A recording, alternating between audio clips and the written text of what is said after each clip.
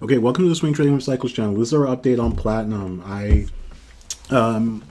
definitely don't have videos about this one as often because I think in general this is going to move in a similar direction to precious metals, which I update more frequently.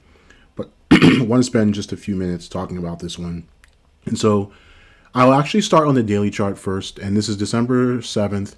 So I tweeted about this that we got our daily cycle low on November 18th, which was a little bit of a hint that precious metals maybe were going to be a little bit strong. The catch, though, is that after printing that daily cycle low on day 57, we made a high on day 8, and since then we've had a swing high. And so we then had this decline here, and like notice this decline basically took out this whole rally, but we stopped here. So basically this becomes a bit of a double bottom. I mean, in reality, this is actually a higher low. Like you can see this low is higher than this one, higher than this one. So it stopped where it needed to, theoretically. I mean, this isn't super healthy to give back all of this. I mean, but this is probably, like, I guess this is actually not as bad a decline because it's off of this rally. But generally, you don't want a rally to give back kind of all of, you don't want a decline to give back all of the rally. But this would put us on day 9, 10, 11, 12. So you could chalk this up as a back test of this low on day 12 and we continue higher. And these daily cycles tend to be pretty long for platinum. So, you know, day 12 isn't even that late, right? Because this last one was 57 days. You know, you've got, you know, ones that are six, platinum daily cycles tend to be in the, like, you know, they could go up to like 75 days, even the mid 60s. So that is positive, and we'll continue to watch that. This is also a bullish outside daily candle, by the way, and looks like we're trying to close above the 10-period moving average. So those are all important things that we'll want to watch for, and like everything else, this is going to react pretty strongly to the catalyst next week, the CPI and the FOMC meeting.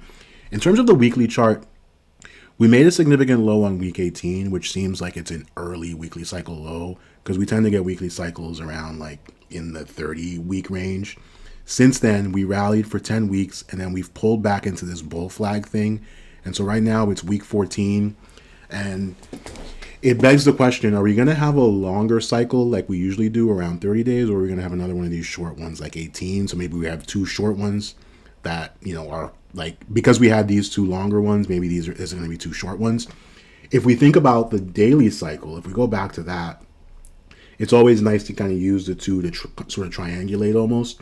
So let's say we have a 60-day cycle, a 60-day daily cycle from here, and it started here.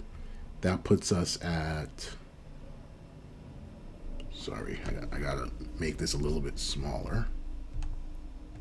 So if we're gonna go 60 days, that would make our low around, and this is just ballpark here, right? That gives us a low around February, you know, Monday, February 13th.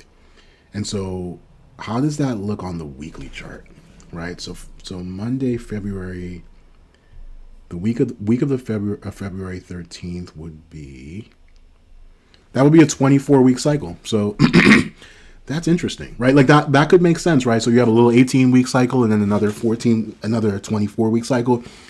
And notice what I just did there. Daily cycles fit within weekly cycles. And if we know we're in a new daily cycle, then by definition, the weekly cycle is going to run for at least as long as this next daily cycle. And your question will be, is that going to be, so what another way of saying that is this daily cycle low is probably going to be our weekly cycle low, or ICL. So we would expect that we could come back, we may even come back and challenge this low here. So that's really important. Interesting. But it's also possible that we could just make a higher low up here, right? Like we could just kind of consolidate, then droop down here and then call it a day. The other thing I would call out is this yellow line, the 200-week moving average. This is all happening well above it. We were below it for a little while, then we blasted above it. Wouldn't be surprised to see if we oscillate below it again. So we want to watch for that. But right now, this is holding up pretty well. This is a nice little bull flag, and we're getting this upper wick, this lower wick, because of that rally on the daily time frame.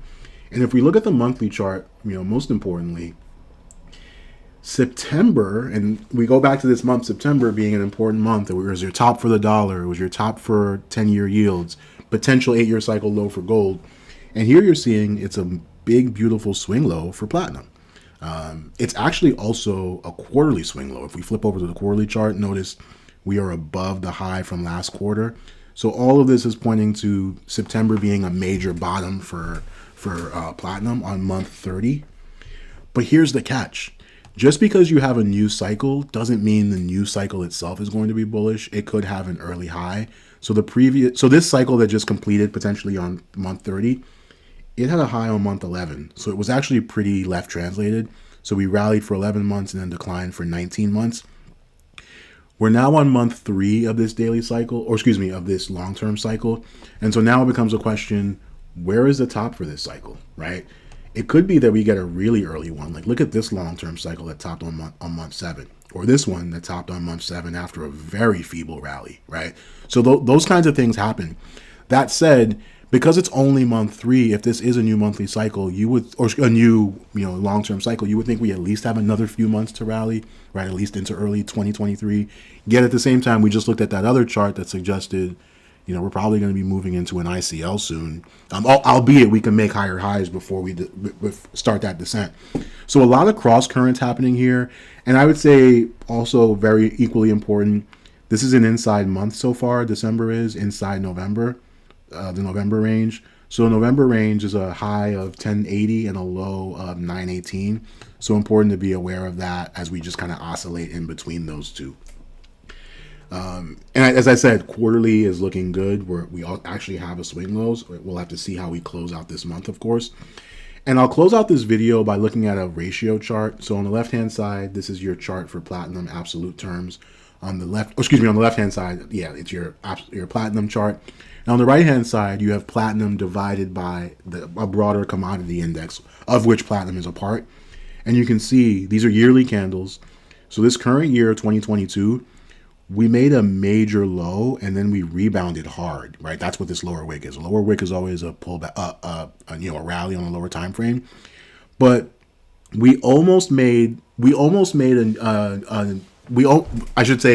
basically made a double bottom on a relative basis compared to the commodity index.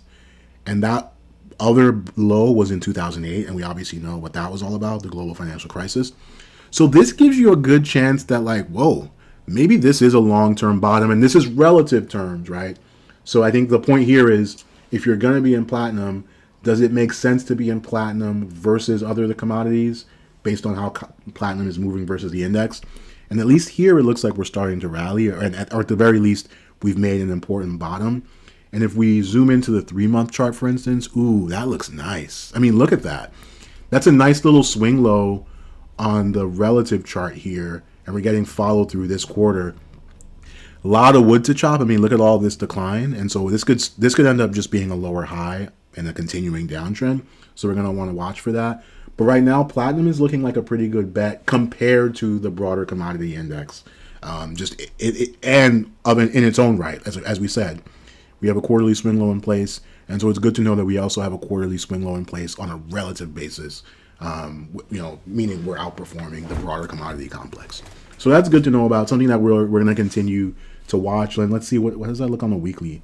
So from a weekly perspective, 1, 2, 3, 4, 5, 6, 7, 8, 9, 10. So we're getting pretty late in like a weekly rally on a relative basis. Doesn't mean we have to pull back. It just means you might want to start being a little bit cautious. Depends on where you count the start of this. But you can say this is week 14 at your most generous, or you could even say it's already week 25, right?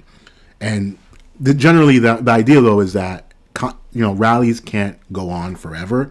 And so you'd expect at some point this thing is going to pull back. It also looks like, this cluster here could be a logical area for it to kind of turn over, and it looks like we're kind of approaching that. So that's something that we'll continue to watch, especially if you're thinking about investing in platinum. You want to be aware of that. You want to know how you're looking in relative terms. So we'll leave it at that for now, and I'll have a separate video talking about commodities more broadly, because they are moving into a 3-year cycle low. I think that's an important piece to all this. We know for a fact the commodity index itself is moving into a 3-year cycle low.